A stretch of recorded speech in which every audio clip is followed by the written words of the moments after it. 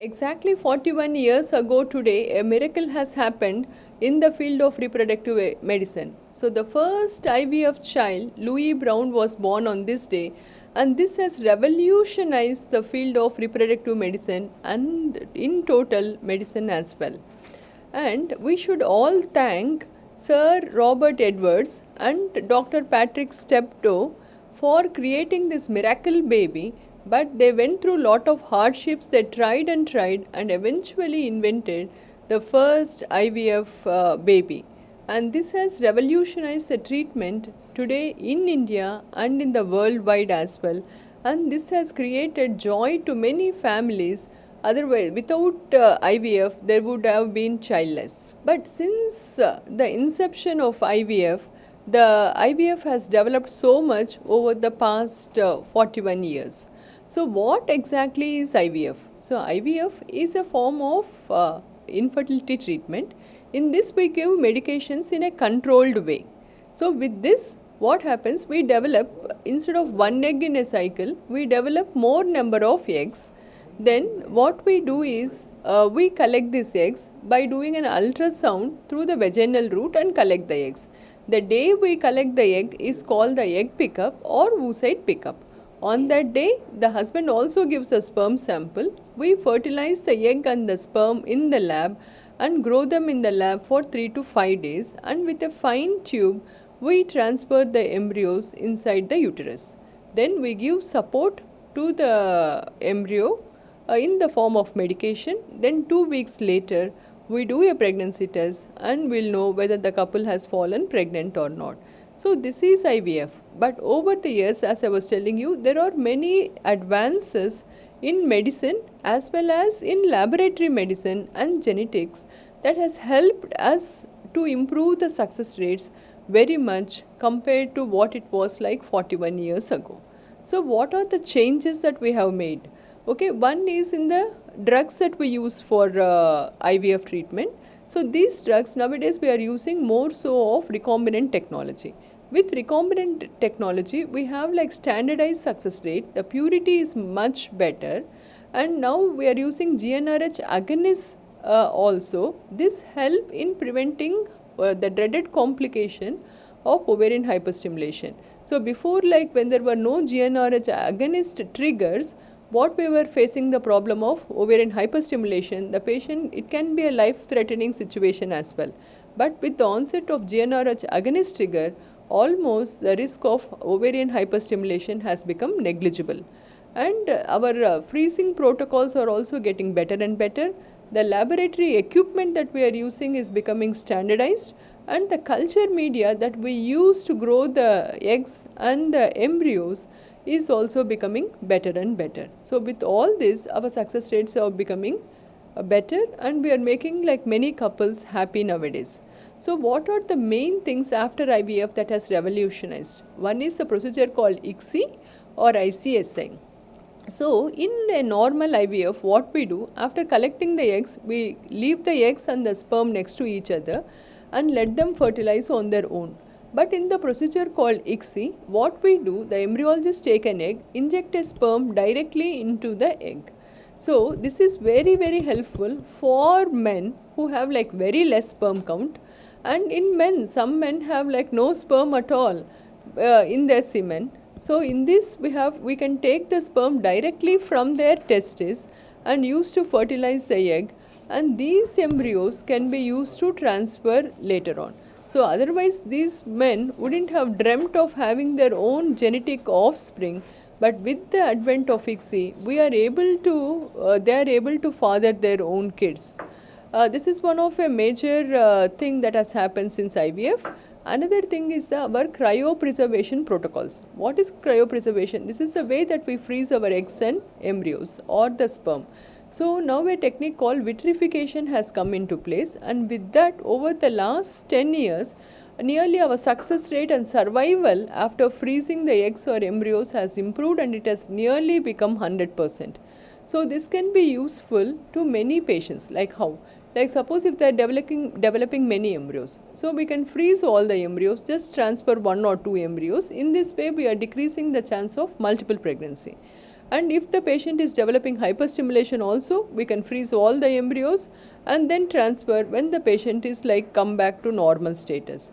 And this is really helpful nowadays in modern world. Like many women are career oriented, they don't want to start their family in a very early stage. So they want to freeze their eggs when they are young, and once they grow older or once they find the right person to marry, then they are able to utilize these eggs that they were frozen at the young age later on to create a baby. In this way, even though they have grown older, their eggs are comparatively younger. So we do this egg freezing for the social reasons, like who are not able to who don't want to conceive today but they want to keep their eggs for future use. And another patients like cancer patients who are undergoing treatment or surgery, for cancer treatment we can freeze their eggs and sperm and we can utilize them later once they get better. In this way they can have their own children even after undergoing the treatment for their cancers. So in this way the cryopreservation protocols is really helping us to help these men and women to have their own babies. Then another thing that we are thinking is like the genetic testing. So nowadays the genetics also has improved a lot. Now the common things that we are doing in reproductive medicine is pre-implantation genetic testing. It can be for aneuploidy or it can be for monogenic disorders. For aneuploidy, we know even though we are creating the embryos, there can be abnormal embryos that can be created too. It can happen even in an younger woman, or it can happen in an older woman as well. But the chances of having abnormal embryos increases with the age. So what are we going to do? So better is to find out the embryo that is chromosomally normal and transfer it. So this is especially useful for women who are of older age group or who have like recurrent implantation failures, or they like had a previous baby who had like chromosomal abnormality. We can use this test to help them to find the normal embryo. So we had a couple here, like she was like 40, in her early 40s. She was very career oriented and she didn't want to start a pregnancy until her career was well settled. Then she realized her egg developing capacity has gone down, so we suggested her to have a IVF treatment, along with that to go for PGTA, so that we can find an normal embryo and transfer it. In this case she had like 4 embryos, out of which only 1 was chromosomally normal, and we transferred the normal embryo, and today she has a beautiful daughter. So all this make us really happy, and in this way we are avoiding like miscarriage rate and abnormal babies by transferring the normal embryos. And this test also, this genetic testing also can be used to check for specific gene disorders. So if there is any problem in the gene, in some families certain abnormal genes can run and the diseases can run in their generations, or sometimes one of their daughter or a child son might have had it, and then they want to make sure that the child who is going to be born should be free of this disease. In this way we can test in the embryo whether there is a specific gene, that specific gene is there or not, and transfer the embryo which is without the disease or that specific gene. In this way we can assure the future generations that this disease is not transferred to the future generations. And another thing that we are doing is like selecting a best embryo. So the selecting the best embryo, nowadays we are having different techniques like embryoscope and like morphological testing and everything, and nowadays we are growing the embryos to the blastocyst stage, that is a day 5 embryo. So with this, what is the advantages of day 5 embryo? So with the day 5 embryo, the uterus as well as the embryo is in synchrony, so the chances of implantation is getting better and better, and the uterine contractions become less because the success rate is better and the implantation rate is better. Instead of transferring 2 or 3 embryos, we can just go for a single embryo transfer and decrease the chances of multiple pregnancy in this group of people. And embryoscope is also an incubator which helps us to identify the best embryo, like from when it was formed to when it is transferred, and it helps us to transfer the best embryo amongst the embryos that is present. So all these techniques help us to establish and increase the success rates for many infertile couples, And Nova is, it has got like international standards, and we follow the ethical principles, and the training and everything is good. The lab is like up to the international standard. And nowadays the culture media, the luteal phase support that we give also is getting better and better.